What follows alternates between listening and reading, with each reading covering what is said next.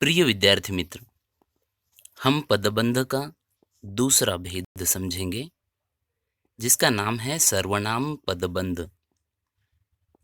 इसकी परिभाषा हम पहले समझ लेते हैं।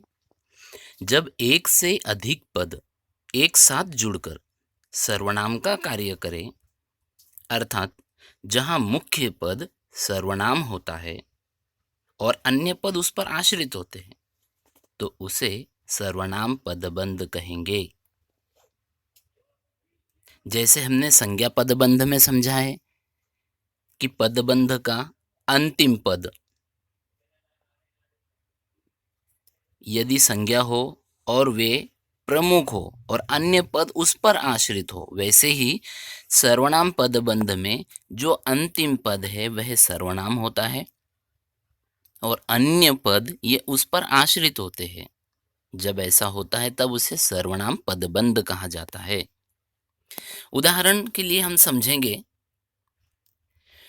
विदेश से आए अतिथियों में कुछ हिंदी जानते हैं। इस वाक्य में कितने लोग हिंदी जानते हैं? कुछ। तो कुछ ये सर्वनाम शब्द है और इस पदबंध में प्रमुख है और अन्य सभी शब्द इस पर आश्रित है, निर्भर है। फिर अन्य जो आश्रित शब्द है, निर्भर शब्द है, वो कौन कौन से हैं? विदेश से आए अतिथियों में ये सभी पद कुछ इस पद पर निर्भर है और कुछ ये सर्वनाम पद है, इसलिए इसे सर्वनाम पदबंध कहा जाएगा। अगला उदाहरण हम समझते हैं। कक्षा में सदा शोर मचाने वाले तुम आज चुप क्यों हो? शोर मचाने वाला कौन है?